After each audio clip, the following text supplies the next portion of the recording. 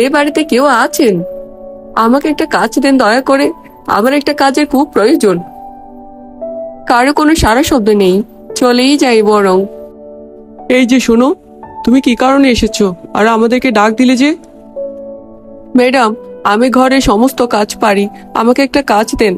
আমার ঘরে বড়ই অভাব, আমার স্বামীটা অসুস্থ। তুমি রান্না বান্না, কাপড় কাচা, বাসন মাজা এইসব কাজ পারো তো? হ্যাঁ ম্যাডাম, আমি খুব ভালো করেই পারি। একবার চেষ্টা করে দেখেন না, আমার কাজ যদি আপনাদের ভালো না লাগে তাহলে আমাকে তাড়িয়ে দিতে পারবেন। আচ্ছা ঠিক আছে, ঘরে আসো তাহলে, এখন থেকে কাজে লেগে যাও।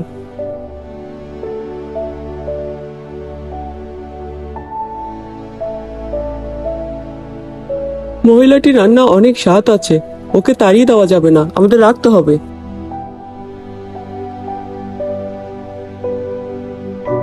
হ্যাঁ গো, শুনছো? আমি একটা কাজ পেয়েছি, রান্না বান্নার কাজ। ওই ভদ্র মহিলাটা অনেক ভালো।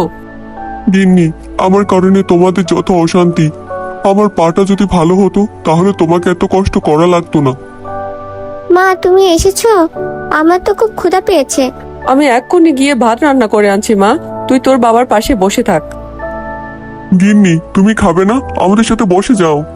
না গো, আমি খেয়ে এসেছি, তোমরা খেয়ে নাও। ওই ম্যাডামটি আমাকে খাবার দিয়েছিল, চালই তো ছিল 2 মুঠো, ওগুলো দিয়ে তোমাদের হবে না গো। তোমরা বাপ পেয়ে কোনোভাবে খেয়ে নাও। আমি মিথ্যা কথা বলেছি, আমি খেয়ে আসিনি।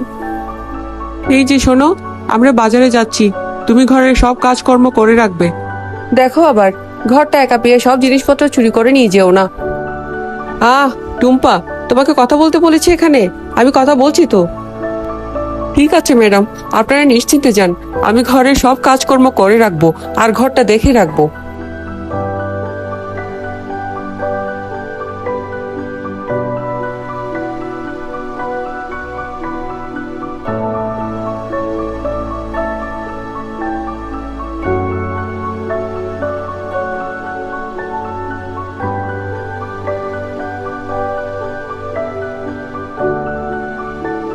এই লতা, লেবু দিয়ে আমাদের জন্য 2 গ্লাস শরবত নিয়ে আসো।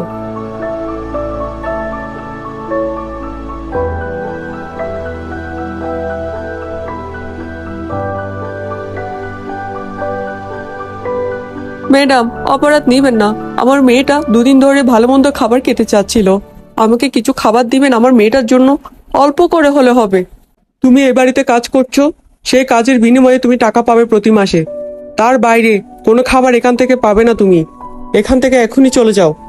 আচ্ছা আচ্ছা ম্যাডাম, আপনি মাথা গরম করবেন না দয়া করে, আমি এখনই চলে যাচ্ছি, ঘরের সব কাজ শেষ হয়ে গেছে।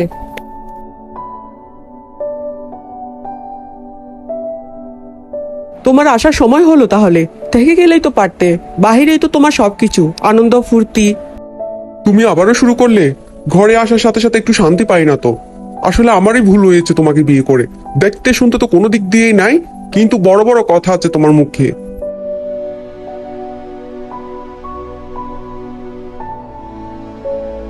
আমাকে বিয়ে করে যেহেতু তোমার ভুল হয়েছে, ঠিক আছে, তোমার ভুল তুমি সংশোধন করো, আমি চললাম। আমার কিছুদিন কোথাও গা ঢাকা দিয়ে থাকতে হবে। ও, আমার তো লতার কথা মনে নাই, আমি লতার বাড়িতেই যাব। কিন্তু আমি তো ওর বাড়ি চিনি না। আচ্ছা, কারো কাছ থেকে জিজ্ঞেস করে চলে যাব।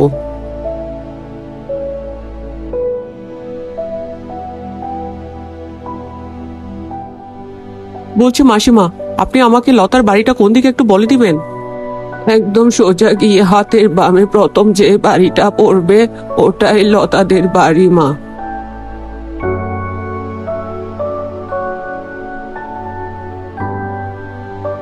মা, তুমি প্রতিদিনই মিথ্যা কথা বলো। তুমি প্রতিদিন আমাকে বলে বিরিয়ানি খাওয়াবে, কিন্তু খাওয়াও না।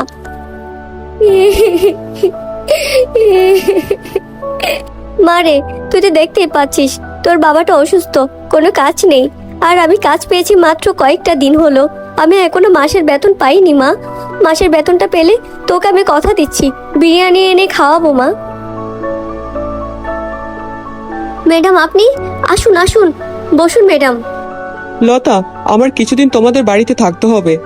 আমি থাকলে তো তোমাদের কোনো অসুবিধা নাই না? আপনি কি বলছেন ম্যাডাম, আমাদের কিসের অসুবিধা? আপনার শুধু কয়েকটা দিন কেন, আপনার যতদিন ইচ্ছে আপনি ততদিন থাকবেন ম্যাডাম। ম্যাডাম, আপনি এই ঘরেই থাকবেন। আমি এই ঘরটা ভালো করে পরিষ্কার করে দিয়েছি। জানি অনেক অসুবিধা হবে, আর কোনো অসুবিধা লাগলে আমাকে অবশ্যই বলবেন ম্যাডাম। আমি এখন যাই, আপনার জন্য খাবারের ব্যবস্থা করে আনি। লতাদের বাড়িতে এসে বুঝতে পারলাম ওরা অনেক অভাবী, কিন্তু আমাকে দেখে কতই না খুশি হয়েছে বেচারি। দাদা, এই শাড়িটা একদম নতুন। এই শাড়িটা রেখে আমাকে কিছু বাজার দেন। ভালো ভালো তাজা থেকে ফল দিবেন। আচ্ছা, তুমি একটু অপেক্ষা করো, আমি তোমাকে বেছে বেছে তাজা থেকে ফল দিচ্ছি।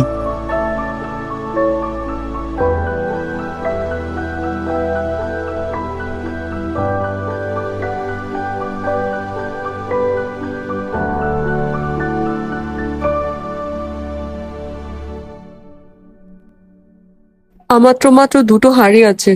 দিদির বাড়িতে গিয়ে আরো কয়েকটা হাঁড়ি নিয়ে আসি।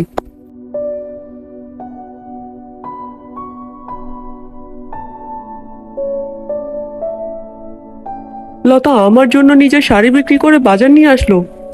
ওরা গরিব হতে পারে, কিন্তু মনে মায়া মমতায় ভরা।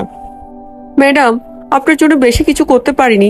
এই কয়েকটা তরকারি রান্না করেছি, খেতে পারেন কিনা দেখেন ম্যাডাম। শুধু আমি একা খাবো না, মেয়েকে ডাক দাও লতা। এই তো ম্যাডাম, আমি চলে এসেছি। আমি সত্যি সত্যি আপনার সাথে খেতে বসবো? হ্যাঁ মা, তুমি সত্যি সত্যি আমার সাথে খেতে বসবে।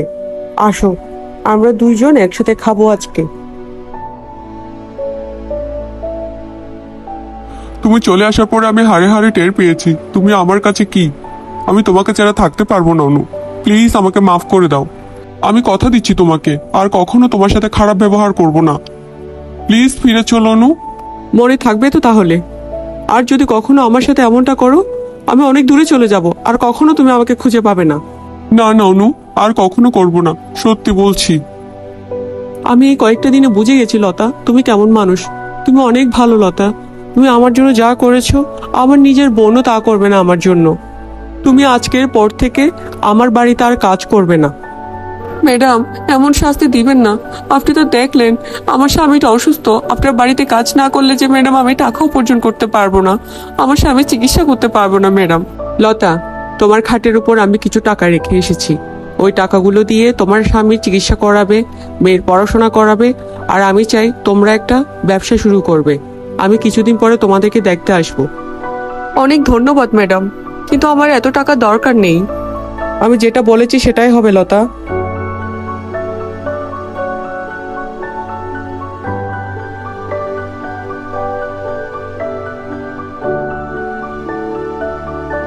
হে ঈশ্বর, এতদিন পরে আমাদেরকে মুখ তুলে দেখলে।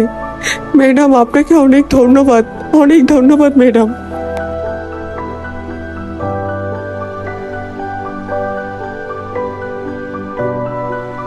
ম্যাডাম দেখেন, আপনার ওই টাকাগুলো দিয়ে কত বড় দোকান দিয়েছি, আর আমার স্বামী চিকিৎসা করিয়েছি। পা একদম ঠিক হয়ে গেছে এখন। আপনাকে অনেক ধন্যবাদ ম্যাডাম। খুব ভালো হয়েছে লতা।